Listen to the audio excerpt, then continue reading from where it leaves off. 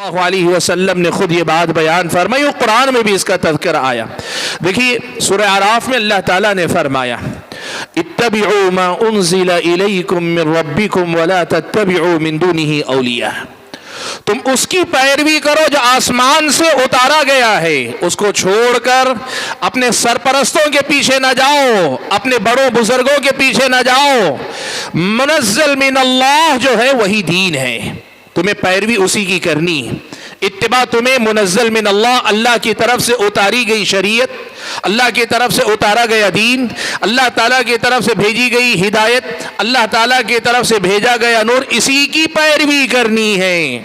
وَلَا تَتَّبِعُوا مِن دُونِهِ أَوْلِيَاءَ، اس کو چھوڑ کر دائیں بائیں کسی کی شخصیت سے متاثر، کسی کے کردار سے متاثر، کسی کے نام سے متاثر، کسی کی شہرت سے متاثر یا کسی اور چیز سے متاثر ہو کے دائیں بائیں نہیں ہونا ہے. بنیادی طور پر اتباع ہی دین ہے.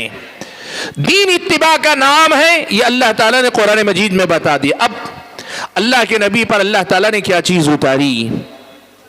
قرآن کے بارے میں اللہ نے کہا وَإِنَّهُ لَتَنزِيلُ رَبِّ الْعَالَمِينَ نَزَلَ بِهِ الرُّوحُ الْأَمِينُ عَلَى قَلْبِكَ لِتَكُونَ مِنَ الْمُنذِرِينَ بِلِسَانٍ عَرَبِيٍّ مُبِينٍ. اللہ تعالیٰ نے صاف طور پہ بتایا اللہ تعالیٰ کا یہ قرآن یہ منزل من اللہ ہے، یہ وہ آسمانی ہدایت ہے جس کے ساتھ کامیابی ناکامی کا معاملہ جڑا ہوا ہے. اللہ تعالیٰ نے جو آسمان سے کتاب اتاری، لا يأتيه الباطل من بين يديه ولا من خلفه تنزيل من حكيم حميد. ایک ایسی کتاب کے باطل نہ دائیں سے داخل ہوتا ہے، نہ باطل سے نہ بائیں سے، نہ آگے سے، نہ پیچھے سے، کہیں سے اس کتاب میں باطل کے داخل ہونے کی کوئی گنجائش نہیں. یہ رب حکیم و حمید کی طرف سے منزل کتاب ہے. ایک تو اللہ تعالیٰ کی کتاب ہے، اور دوسری چیز جو اللہ تعالیٰ نے آسمان سے اتاری وہ ہے پیارے نبی صلی اللہ علیہ وسلم کی احادیث مبارکہ. اس کو وحی غیر مطلوع کہا جاتا ہے. اللہ نے فرمایا وَمَا يَنطِقُ عَنِ الْهَوَىٰ إِنْ هُوَ إِلَّا وَحْيٌ يُوحَىٰ، وہ اپنی مرضی سے نہیں بولتے، وہ تو وہی ہوتی ہے جو اللہ تعالیٰ کی طرف سے بھیجی گئی ہوتی ہے. نبی علیہ الصلوۃ والسلام نے اسی لیے بات ارشاد فرمائی. سنن نبی داؤد کی روایت میں کہا الا انی اوتیت القرآن ومثلہ معہ، لوگوں سنو مجھے قرآن دیا گیا اور اسی کے ساتھ اسی جیسی ایک اور چیز دی گئی ہے. ایک تو قرآن اور دوسرا اسی کے ساتھ ایسی چیز دی گئی ہے جو اسی جیسی ہے. کس معاملے میں اسی جیسی ہے؟ حجت بننے میں، دلیل بننے میں، دین کا مرجع بننے میں. قرآن کے ساتھ سنت دین کو مکمل کرتے. بألفاظ دیگر اللہ تعالیٰ کی طرف سے جو آسمانی ہدایت بھیجی گئی ہے اس کا نام قرآن اور سنت ہے، اس کا نام اللہ تعالیٰ کی کتاب اور نبی کی حدیث مبارکہ ہے، اس کا نام کتاب و سنت ہے.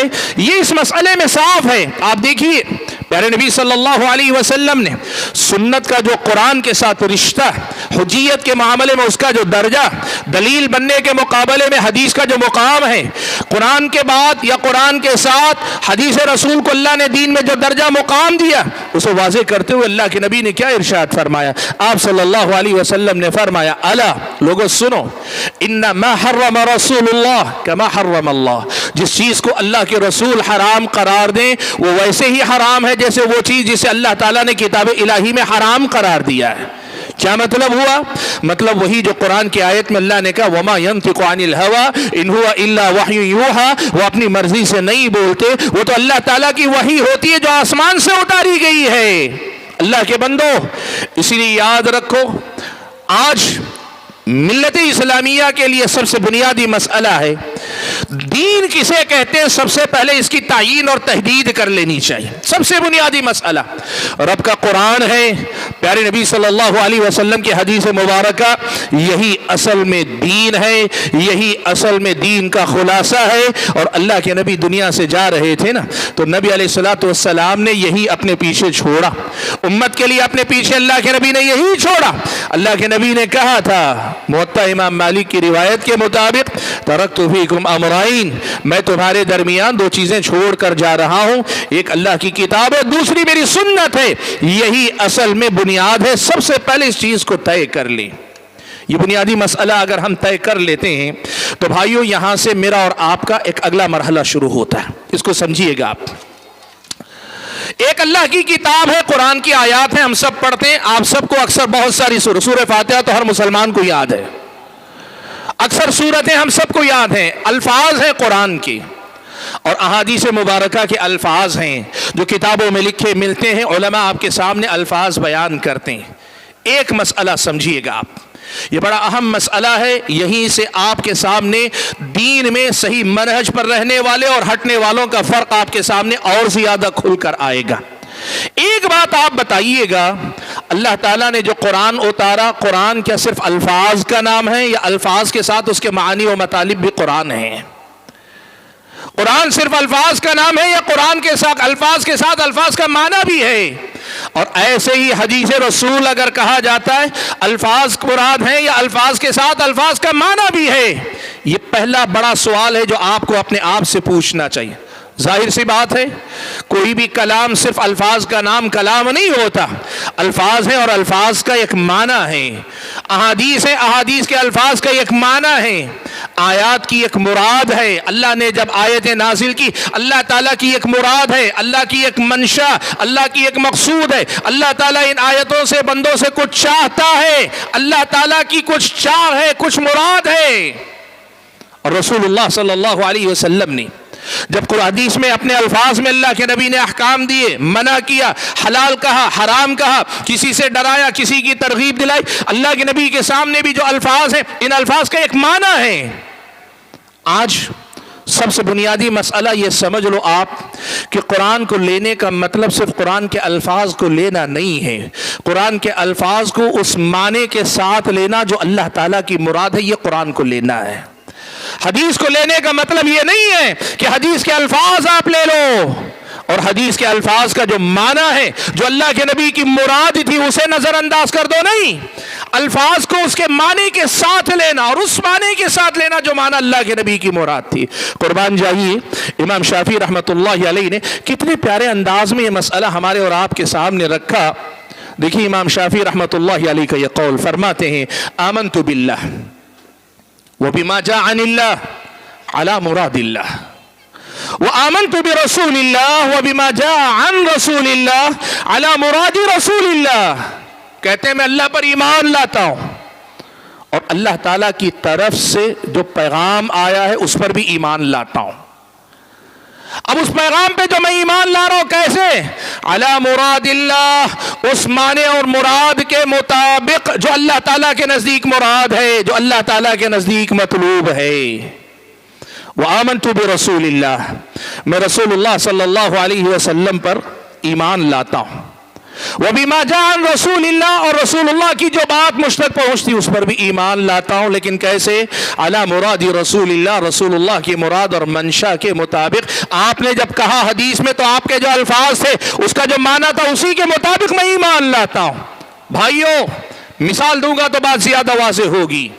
دیکھو قرآن کی آیت ہے اقیموا الصلاۃ، صلاۃ قائم کرو۔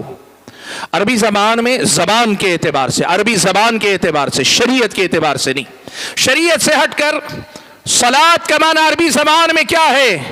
یہ ایک سے زائد معنی اہل علم نے ذکر کیا۔ بعض اہل علم نے لکھا کہ اس کا معنی دعا کا ہے، دعا، صلاۃ دعا، اور بعض اہل علم نے لکھا الصلاۃ کا ایک لغوی معنی اور آتا ہے تحریک الصلوین، یعنی آدمی اپنے پچھلے حصے کو حرکت دے، اس کو جو ہے صلاۃ لغت میں کہا جاتا ہے۔ اب ہاں دیکھو مامنا، اقیم الصلاۃ کا ترجمہ اگر ہم اور آپ اللہ کی مراد اور رسول اللہ کی مراد کے مطابق کریں گے تو ہم ترجمہ کرتے ہیں نماز قائم کرو، صلاۃ قائم کرو، اور صلاۃ سے مراد وہ صلاۃ جو تکبیر تحریمہ سے شروع ہوتی ہے سلام پہ ختم ہوتی ہے، یہ صلاۃ ہے ہمارے پاس۔ اور اگر کوئی اللہ تعالیٰ کی مراد کے بغیر الفاظ قرآن کے لے لے اور اس کے بعد صرف زبان لینگویج کی بنیاد پہ کوئی ترجمہ کرنا چاہے اور کہے اقیم الصلاۃ کا معنی ہے دعا قائم کرو، دعا قائم کرو، آپ کو بتا دو زبان کے اعتبار سے، لینگویج کے اعتبار سے اس کا ٹرانسلیشن بالکل صحیح ہے، غلط نہیں ہے، لیکن دین کے اعتبار سے 100% غلط ہے۔ اس لیے کہ اگر کوئی آدمی اس کا ترجمہ صرف دعا کا کرے گا تو تو پھر اس کا مطلب یہ ہوگا نہ اذان کی ضرورت ہے، نہ اقامت کی ضرورت ہے، نہ طہارت کی ضرورت ہے، نہ جو ہے تکبیر تحریمہ سے سلام تک کے ارکان کی ضرورت ہے۔ دن میں 5 نہیں 25 مرتبہ جہاں آدمی بیٹھا ہے وہیں بیٹھے بیٹھے دعا کر لے، کہے اقیم الصلاۃ، اللہ نے کہا میں نے صلاۃ قائم کر لی، میں نے دعا کر لی، نماز ادا ہو گئی۔ قرآن کو اس نے سمجھ لیا، اس نے قرآن کو لیا، وہ الفاظ قرآن کے پڑھ رہا ہے، حدیث مبارک کے الفاظ پڑھ رہا ہے، لیکن جو معنی اللہ کی مراد ہے، جو معنی رسول اللہ کی مراد ہے، اس کے مطابق اس آیت اور حدیث کو نہیں لے رہا ہے تو قرآن اور حدیث کا حوالہ دے کر بھی وہ گمراہ ہے۔ یہ بڑی اہم بات ہے، اس کو سمجھیے۔ دین قرآن و سنت ہے، اور دین قرآن و سنت کو اللہ کی مراد اور اللہ کے رسول کی مراد کے مطابق سمجھنے کا نام دین ہے۔ اب سوال یہ پیدا ہوتا ہے کہ کس آیت سے اللہ کی کیا مراد ہے، کون سی حدیث سے رسول اللہ کی کیا مراد ہے، یہ ہمیں کہاں سے پتا چلے گا، یہ ہمیں کیسے معلوم ہوگا؟ سبحان اللہ، قربان جائیے، اس دین کو اللہ تعالیٰ نے اتنا مکمل اور محفوظ بنایا ہے کہ اس کے الفاظ ہی کو اللہ نے محفوظ نہیں کروایا، اس کے معانی اور مطالب کو بھی اللہ نے محفوظ کروا دیا۔ اللہ کے نبی صلی اللہ علیہ وسلم قرآن کی آیتیں اترتی تھی، صحابہ کے سامنے پڑھ کر سناتے، کاتبین وحی کو بلا کر لکھوا دیتے۔ لوگ اتنا ہی بتاتے ہیں یا اتنے ہی توجہ دیتے ہیں، لیکن اگر آپ پڑھ کر دیکھیے تو پتہ چلتا ہے اللہ کے نبی خود اس پر عمل کر کے بتلاتے، اس آیت پر عمل کر کے بتلاتے، صحابہ ان آیتوں کا معنی سمجھ کر اللہ کے نبی صلی اللہ علیہ وسلم سے حدیث لیتے، آیت لیتے۔ حضرت عبداللہ ابن مسعود فرماتے ہیں کہ ہمارا طریقہ یہ تھا، اللہ کے نبی سے 10 آیتیں ہم پڑھا کرتے، اور ان آیتوں کو پڑھنے کے بعد اس میں علم اور عمل کی جو باتیں ہیں وہ سیکھ لیتے، اور پھر ان آیتوں کو پڑھنے کے ساتھ علم و عمل کے مرحلے سے گزر جاتے تو پھر اگلی 10 آیتیں اللہ کے نبی سے ہم سیکھا کرتے تھی۔ کبھی کبھار آیتوں کے سمجھنے میں اگر انہیں دقت پیش آتی، معنی نہیں سمجھ میں آتا، اللہ کے نبی کے پاس آتے، پوچھتے اللہ کے نبی قرآن کی اس آیت کا مطلب کیا ہے، اللہ تو ایسا فرما رہا ہے، اللہ کے نبی اس کا مفہوم کیا ہے؟ قرآن کی آیت نازل ہوئی، آدمی روزے دار کب تک سحری میں کس وقت تک آخر میں کھا سکتا ہے، سحری کا وقت کب ختم ہوتا ہے؟ اللہ تبارک و تعالیٰ نے قرآن کی آیت نازل فرمائی حد بتاتے ہوئے، حَتَّى وَكُلُوا وَاشْرَبُوا حَتَّى يَتَبَيَّنَ لَكُمُ الْخَيْطُ الْأَبْيَضُ مِنَ الْخَيْطِ الْأَسْوَدِ مِنَ الْفَجْرِ، تم کھاؤ پیو یہاں تک کہ سفید دھاگا، اگر لفظ کا ترجمہ کریں خیط دھاگا یا رسی، سفید رسی سفید دھاگا سیاہ دھاگے یا سیاہ رسی سے الگ ہو جائے۔ حضرت عدی بن حاتم رضی اللہ تعالیٰ عنہ کہتے ہیں آیت نازل ہوئی، میں نے جو اونٹ باندھنے کی جو رسی ہوتی ہے عقال، اس رسی میں سے ایک سفید اور سیاہ، کالی اور سفید، 2 رسیاں رکھ لی، اپنے تکے کے نیچے رکھ کے لیٹ گیا، اور اس کے بعد رات کے اندھیرے میں بار بار اٹھ کر دیکھ رہا ہوں ان دونوں میں کتنے وقت پر جو ہے فرق ہوتا ہے، تاکہ جب فرق نظر آئے تو میں دیکھ لوں اس وقت پہ فجر کا وقت ختم ہوتا ہے۔ کہتے ہیں پوری صبح ہو گئی لیکن مجھے پتہ نہیں چلا کہ کب یہ وقت ہوتا ہے۔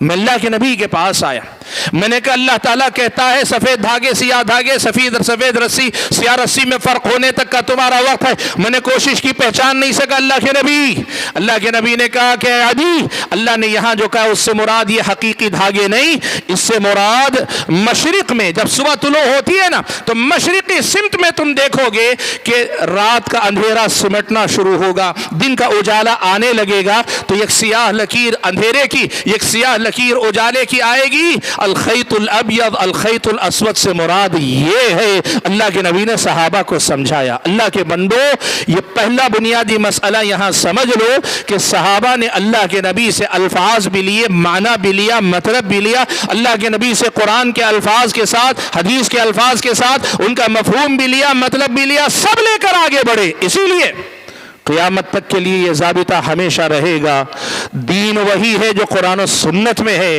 اور قرآن و سنت کا معنی و مطلب وہی صحیح ہے جو اللہ تعالیٰ نے اپنے صحابہ تابعین تبع تابعین کو سمجھایا۔ آج یا بعد کے دور میں کوئی آدمی قرآن کی کسی آیت کی تفسیر کر رہا ہے یا کسی حدیث مبارک کا معنی بیان کر رہا ہے، اور یہ معنی بیان کرنے میں اگر کوئی اونچ نیچ کا شکار ہو رہا ہے، لغت کے اعتبار سے صحیح لگ رہا ہے لیکن صحابہ کی تفسیر کے خلاف جا رہا ہے، تابعین کی تفسیر کے خلاف جا رہا ہے، حدیث کا معنی بتا رہا ہے جو 1400 سال میں کبھی سمجھا ہی نہیں گیا، اس کے خلاف جا رہا ہے، लैंग्वेज के एतबार से तुम्हारी समझ सही भी होगी, तुम गलत ही हो। क्यों?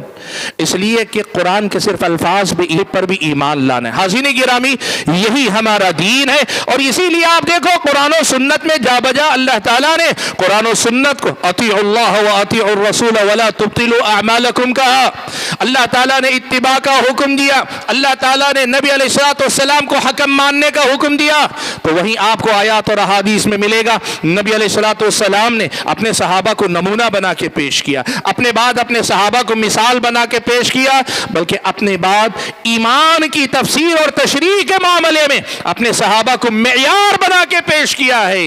ये है हमारा दीन, ये है हमारा सही मनहज, ये है हमारा सही तरीक़ा।